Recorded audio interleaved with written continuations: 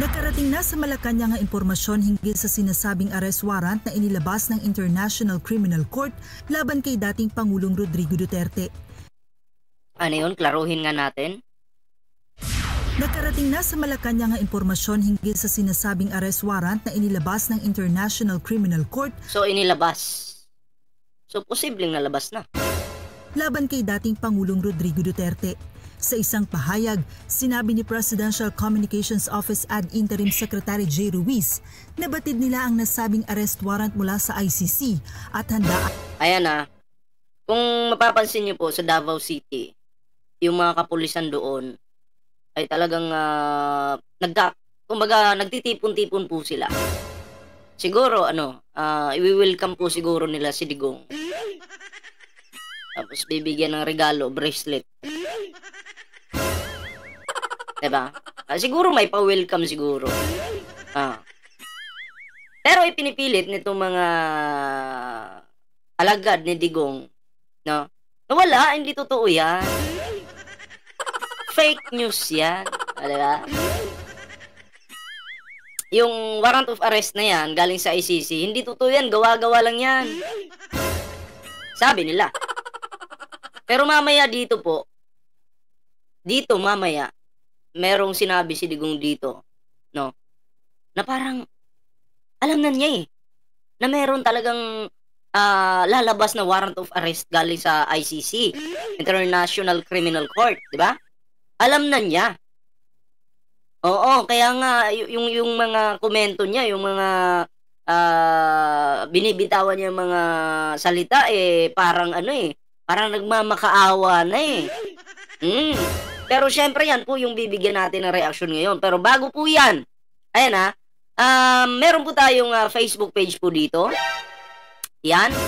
Ballpoint Man 2.0. Syempre, bago po tayo magtuloy-tuloy sa ating reaksyon, huwag kalimutan mag-like, share, and subscribe. Ayan At syempre, follow na po yung ating Facebook page, Ballpoint Man 2.0. At syempre, Team Birador at ating TikTok, Ballpoint Man 2.0. Okay?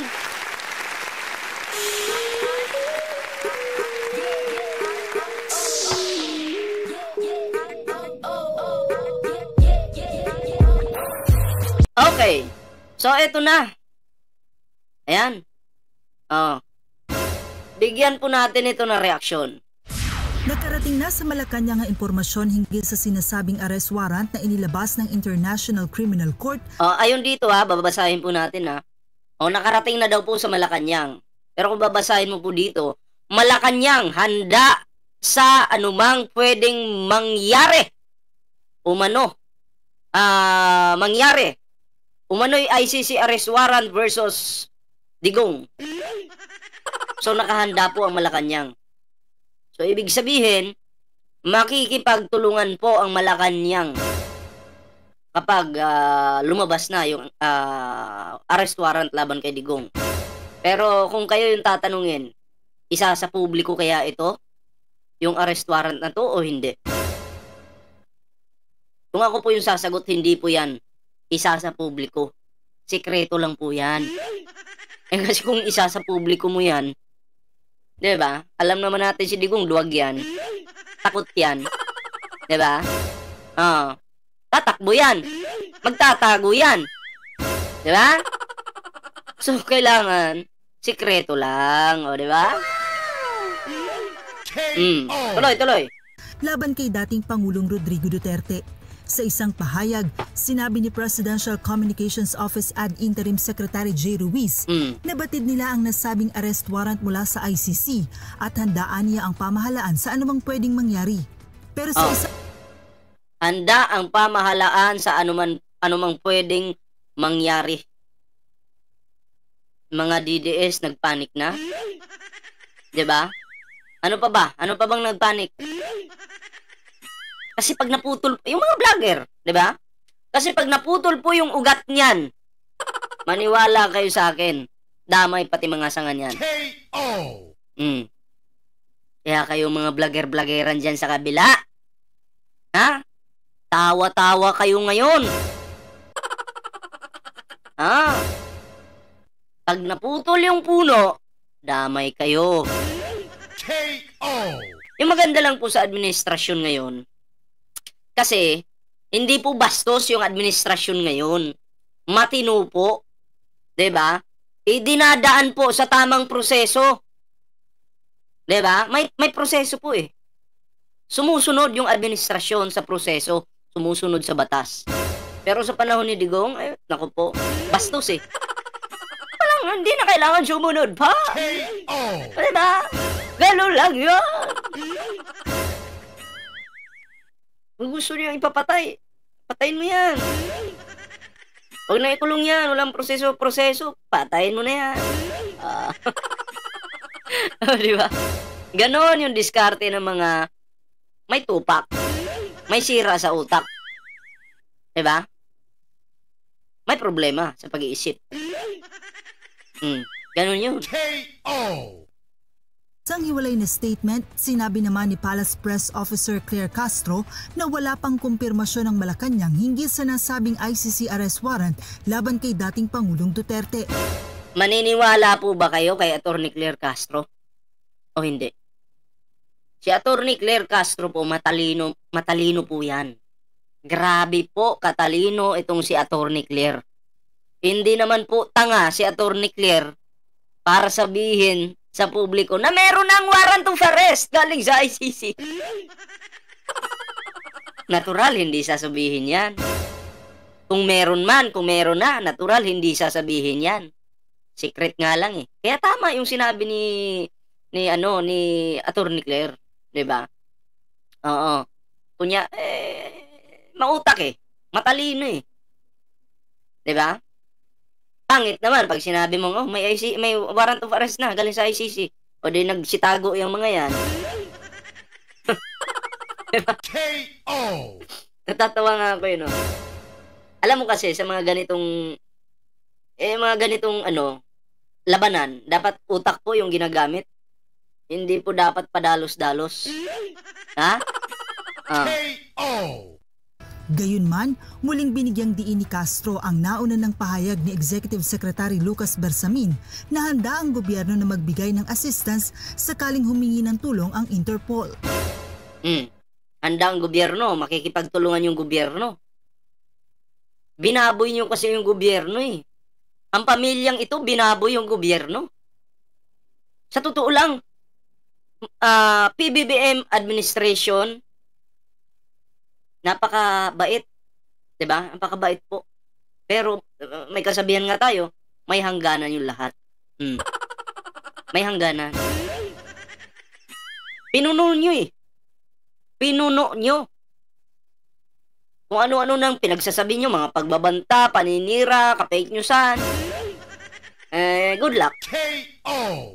Ayon naman kay Office of the Solicitor General Attorney Menardo Guevara, sa ngayon ay wala pa silang natatanggap na anumang notice o komunikasyon mula sa ICC hinggil sa arrest warrant laban sa dating presidente. Tandaan nyo, alangan naman sabihin nila na hindi, meron na, may ICC na. May arrest warrant na. Diba? Hindi mo sasabihin nyo, papatak. Bibigyan mo lang ng idea yung kalaban para makatakas. Para makagawa ng plano. Diba?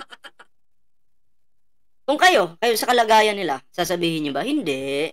Diba? Ayon nga sa tagapagsalita ng ICC, kahit meron ng warrant of arrest, hindi po yan isa sa publiko. Para walang kawala yung pagsiserban po ng warrant of arrest.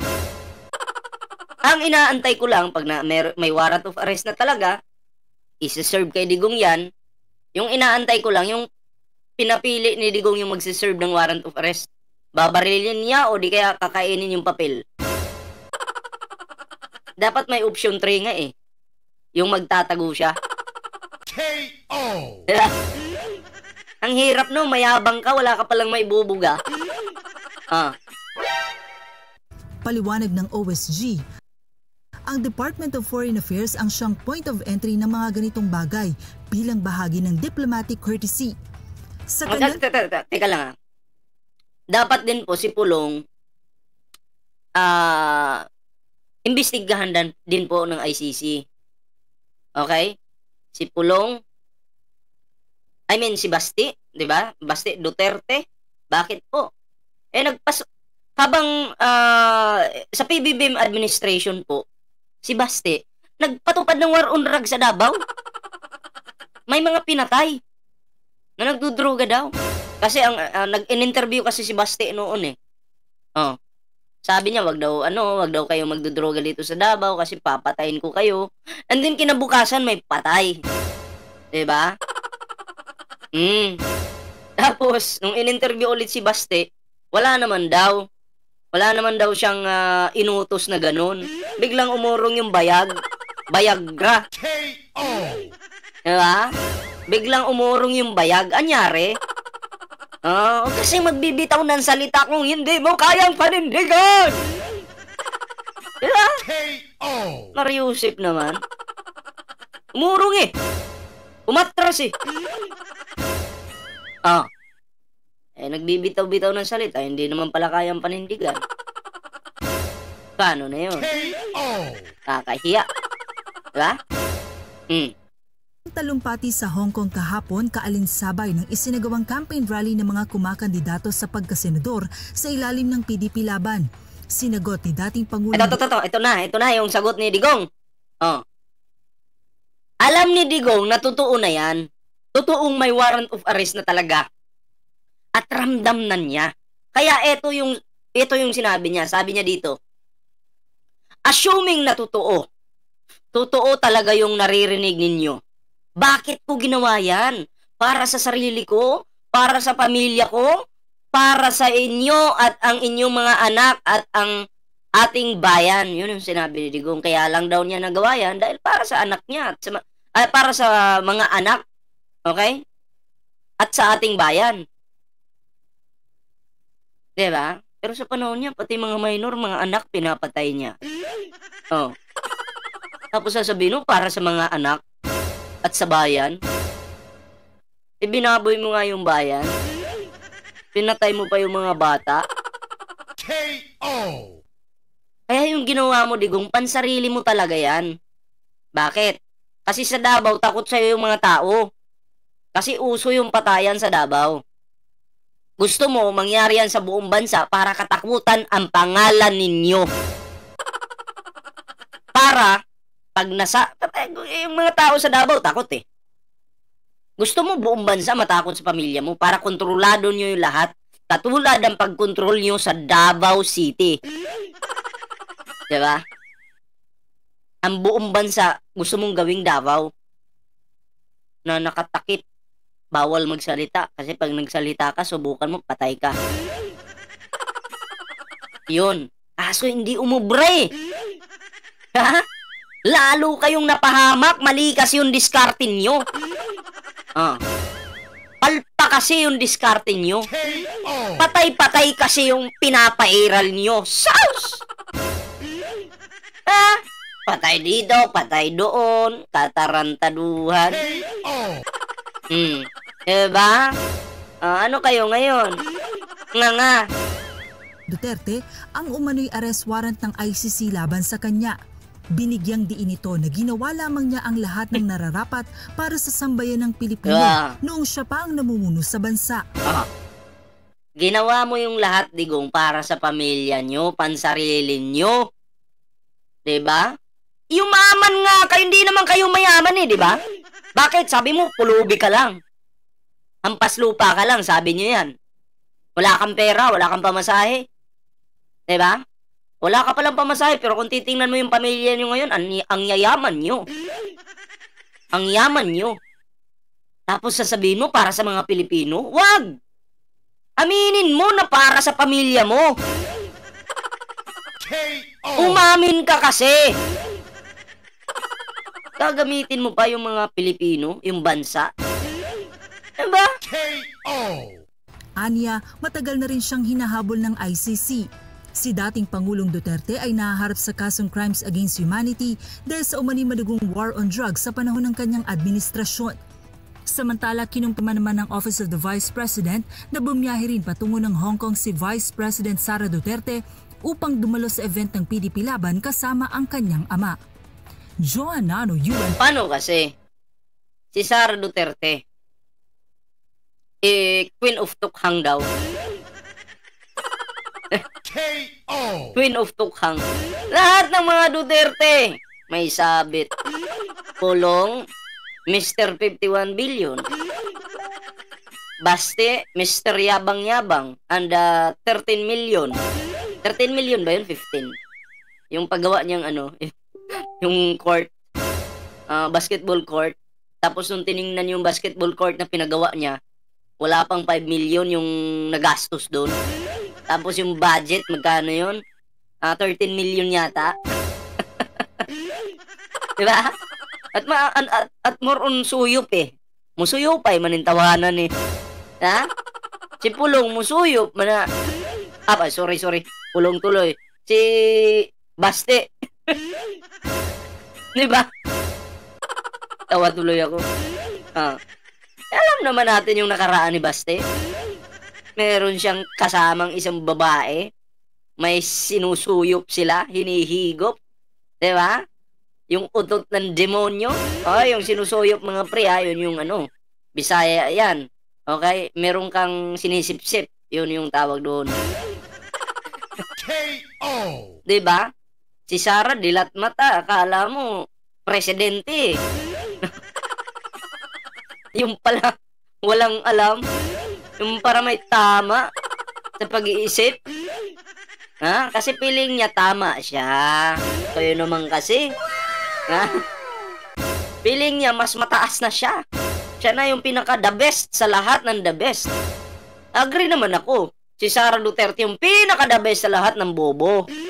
KO. Pero kasama pa rin siya doon sa bobo. Diba? Yung kayabangan ni Digong, namana ni Sara Duterte. Namana ni Baste. Diba? Pamilyang walang kwenta. Bakit? Tingnan mo naman yung ginawa sa ating bansa. Sa panahon ng tatay niya, binaboy po yung ating bansa. Diba? Yung patayan diba? Patay dito, patay doon. Okay lang naman sana kung pati sarili nila patayin nila. Bakit? Addict din yung pamilya nila eh. Si Digong, nagmamariwana. Di ba bawal yun? Kanyari. Di ba galit ka sa mga nag-a-addict-addict? Patayin mo yung sarili mo. KO. Ganun lang yung kasimple. Digong. Paano ngayon? Mukhang wala na. Gipit ka na. Sana Digong patunayan mo sa mga Pilipino na matapang ka talaga. Huwag mong tatakasan yung mga problema mo. Huwag. Tuloy mo lang yan. I-push mo lang yan, Digong. Diba? Pakita mo sa mga Pilipino kung gaano ka katapang. Sa bagay, si Carbonell nga inatrasan mo Sinugod ka na nga sa Davao Kapitolyo. Pero hindi ka nagpakita. Takot ka makipagduelo. Takot pala akala ko matapang. Diba? May mga pre, yun lang po muna yung ating video. Maraming salamat sa sumuporta sa ating video ngayon. Huwag kalimutan mag-like, share, subscribe para naman po maging updated kayo sa mga uploads natin and ring the notification bell. At syempre, meron po tayong Facebook page dito, Ballpoint Man 2.0. At syempre, meron po tayong Team Berador. And then, meron din po tayong TikTok, Ballpoint Man 2.0. Huwag niyong kalimutan i-follow yung ating mga social media accounts. Okay, so yun lang po muna yung ating video. Kita-kits po tayo sa susunod pa nating mga topic.